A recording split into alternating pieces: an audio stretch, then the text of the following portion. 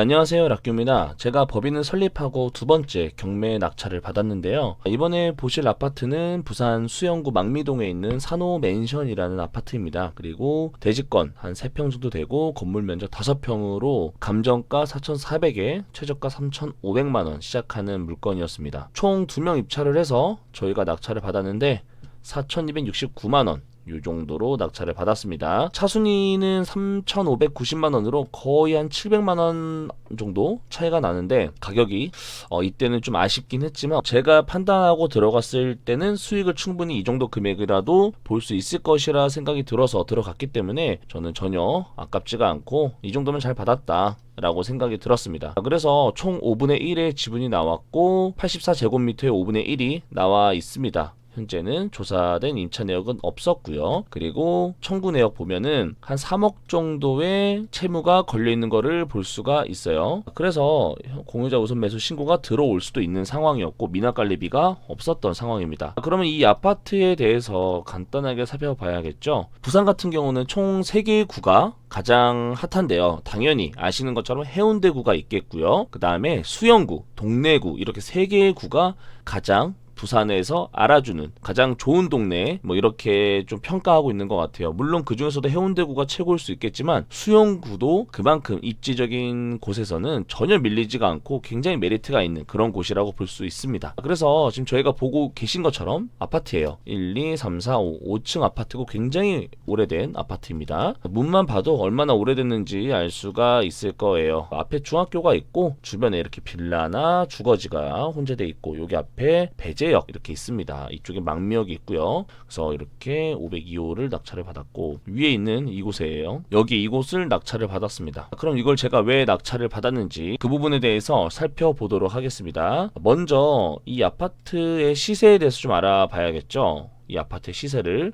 단순히 네이버 부동산을 통해서 알아봤을 때는 보시는 것처럼 지금 매매 물건이 없습니다. 그리고 86년도에 지어졌기 때문에 대략 한 36년, 7년 정도 된 굉장히 오래된 재건축이 충분히 가능한 그런 아파트라고 볼 수가 있어요.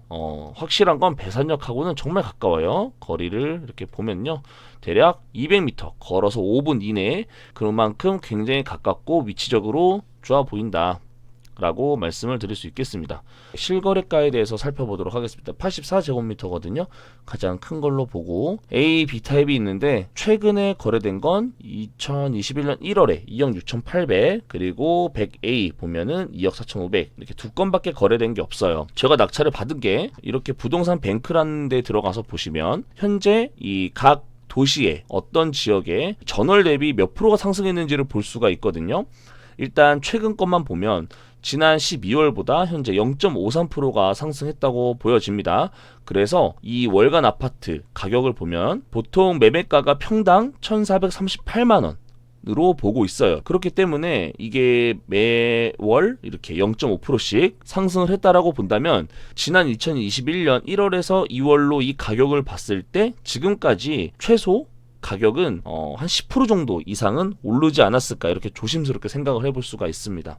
근데 2억 6,500까지 받았던 이 집이 이런 호재까지 있다면 어떨까요? 보세요. 망미동 산호아파트 지금 제가 낙찰받은 곳이죠. 여기를 보시면 재건축 추진하고 있는 추진위원회가 지금 현재 활동을 하고 있습니다. 멤버가 63명이고 현재 지난 10월 달부터 여기 추진위원들이 구성이 됐고 현재 추진위원장을 필두로 진행이 되고 있어요. 사실 여기에서 동의서를 진구하고 있다라는 어떤 이런 현수막만 붙어도 금액은 1,000만원이든 2,000만원이든 올라가게 돼 있고요.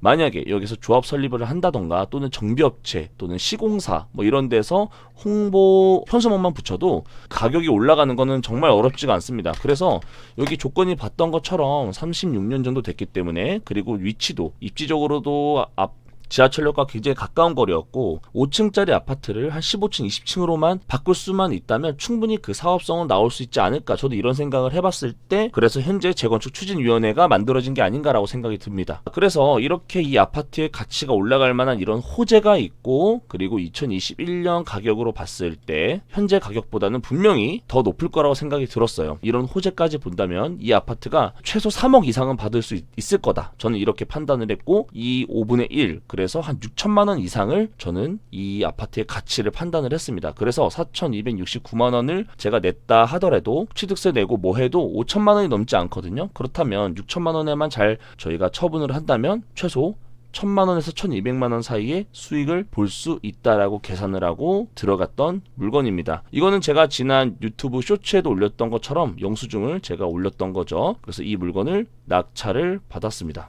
그래서 오늘 제가 말씀드리고 싶었던 거, 지금 이렇게 우리가 지분 경매나 이런 걸 봤을 때 물론 지분 아파트들이 굉장히 많아요. 굉장히 많은데 그래도 이왕이면 이게 감정했었던 그 당시 또는 감정가와 그리고 현재 시세를 비교를 해보고, 특히 이렇게 오래되고 한 5층 4층 이렇게 단층으로 되어 있는 곳은 재건축의 호재가 있을 수 있죠. 충분히 86년도에 지어졌기 때문에. 그래서 이 부분에서 조금 더 검색을 해보면 이렇게 재건축 추진위원회가 구성이 됐다라는 걸 알았을 때 여기에는 더 이상 제가 더 고민을 할 필요가 없다고 저는 판단을 했어요. 그래서 조금 더 과감하게 들어갔던 거가 맞고요. 그래서 130세대 4개동 86년도에 지어졌던 걸 봤을 때 충분히 재건축을 추진하는 데 있어서 한 가지 단계를 밟아 나갈 때 그 호재가 이 집값을 상승시킬 수 있는 요인이라고 저는 판단을 했고, 그게 아니더라도 지난 2021년 1월과 2월 기준 대비했을 때 지금은 한 3억 이상은 받을 거라고 저는 생각을 했기 때문에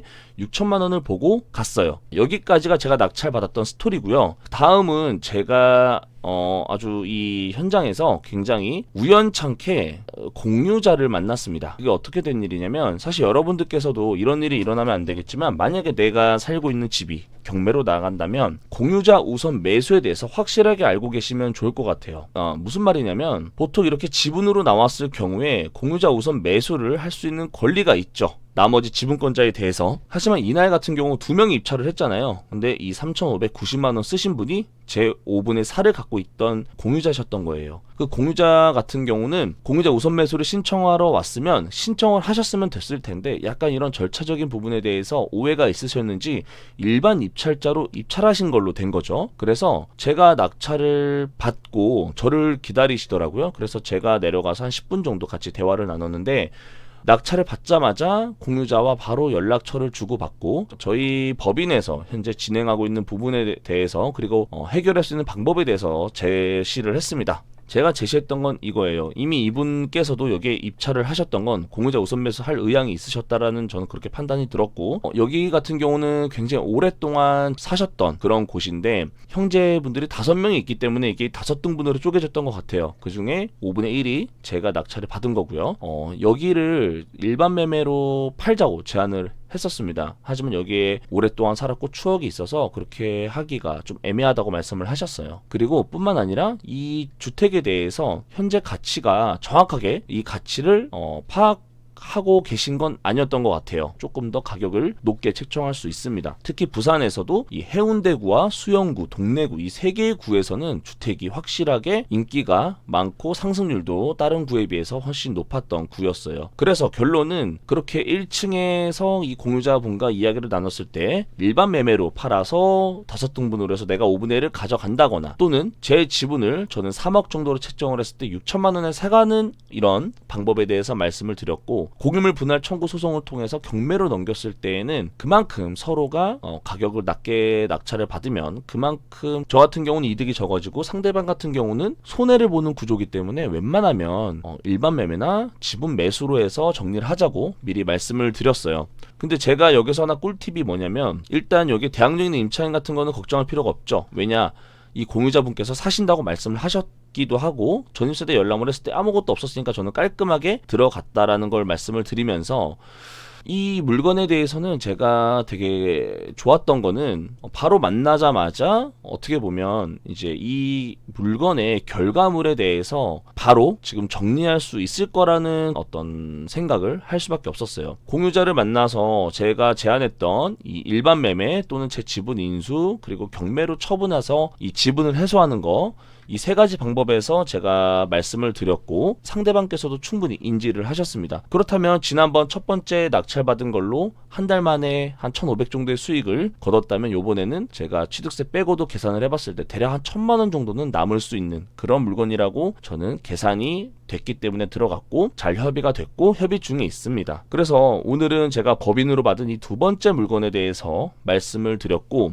이 물건을 할 수 있었던 계기는 지난번에 8천만 원에 팔았던 그걸 생각하고 제가 들어간 거예요. 근데 이번에 보시면 아시겠지만 4,200밖에 안 썼죠. 그렇다면 나머지 또한 3천만 원짜리 물건을 하나 더 할 수가 있을 것 같아서 지금은 3천만 원짜리 경매 물건도 한 번 더 알아보고 있습니다. 그래서 제가 다음번에 이 물건에 대해서도 나중에 처분이 된다면 처분 결과, 금액, 이 부분에 대해서도 한번 공유를 드리도록 하겠습니다. 그리고 세 번째 낙찰을 받는다면 그 물건 또한 리뷰를 드리도록 하겠습니다. 오늘 즐거운 주말 되시고 도움이 되셨다면 좋아요와 구독 부탁드립니다. 감사합니다.